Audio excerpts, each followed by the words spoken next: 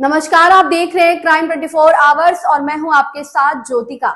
आइए रुक करते हैं खबर की ओर। क्राइम ब्रांच अहमदाबाद ने सरखेज क्षेत्र से 1 करोड़ की मेफेड्रोन ड्रग्स की मात्रा के साथ 2 लोगों को गिरफ्तार किया है।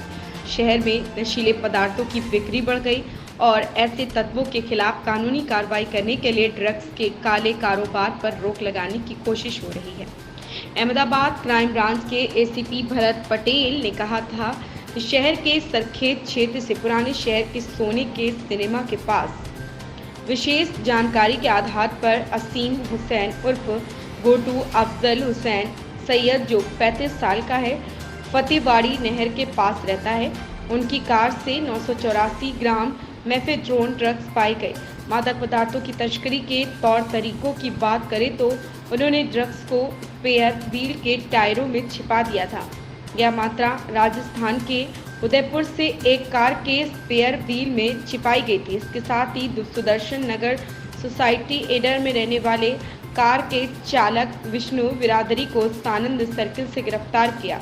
आरोपी से पूछताछ में पता चला कि अतीक नाम के एक व्यक्ति ने उदयपुर से टायर में ड्रग्स की मात्रा छिपाई, जबकि विष्णु बिरादरी ने दूसरी बार ड्रग्स लाया गया था।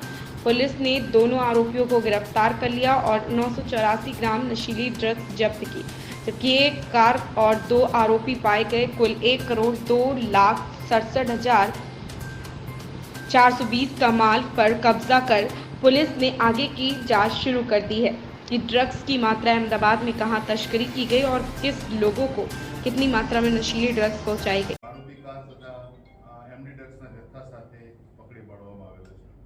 આ જથ્થાની કુલ કિંમત છે 94,86,000 અને કુલ ટોટલ મુદ્દામાલ થાય છે 2,01,00,000 1,02,00,000। આ 1,02,00,000નો જે મુદ્દામાલ ઝડપવામાં આવેલો છે એ પૈકી આ જે મુદ્દામાલ ઉદયપુરથી વિષ્ણુભાઈ વાદી જે લાવ્યા છે, તો ઉદયપુર ખાતે માત્ર ટૂંકું નામ મળેલું છે। અતિક નામના વ્યક્તિએ ઉદયપુરથી એમને માલ આપેલો હતો અને આ માલ ફતેવાડી કેનાલ પાસે રહેતા આસિફ હુસેનને આપવાનો હતો।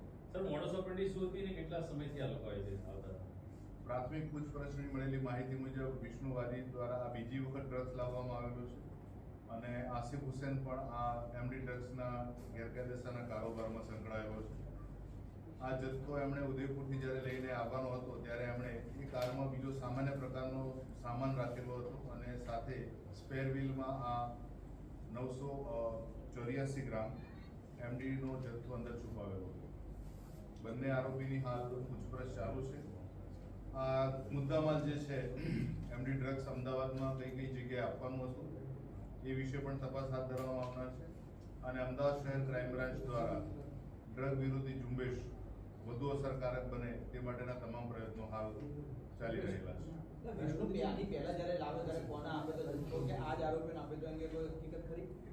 હજુ પ્રાથમિક પૂછપરછ પ્રથમ તબક્કામાં હોય આ બાદ તમામ વિગતો બહાર આવનાર છે જે આપની સાથે શેર કરવામાં આવશે।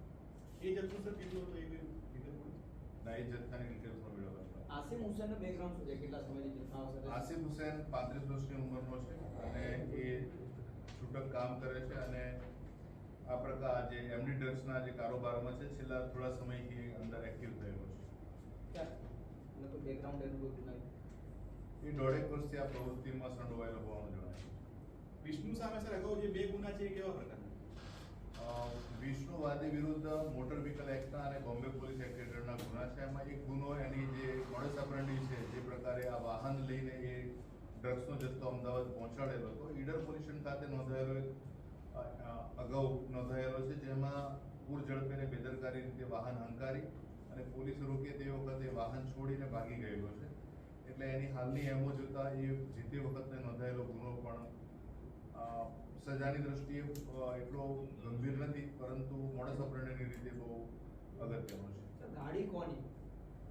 આ જે વ્હીકલ છે મારુતિ ઇકો એ વિષ્ણુવાદીના ભાઈની સગા ભાઈની ગાડી છે અને એ પોતે મારે ફરવા જવું છે એ રીતે કહીને ગાડીને લઈને ગયો।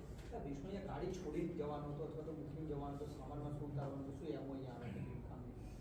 જે પ્રાથમિક પૂછપરછમાં માહિતી મળી છે પ્રમાણે વિષ્ણુવાદી જ્યારે આ એમડી ડ્રગ્સનો જથ્થો અમદાવાદ લઈને પહોંચશે ત્યારે સાણંદ સર્કલ પાસેથી આસિફ હુસેનને સાથે એ ગાડી લઈને જશે અને જથ્થામાંથી માત્ર સ્પેર વ્હીલ ઉતારી અને પરત થઈ જશે, જેથી જથ્થાની આપલે।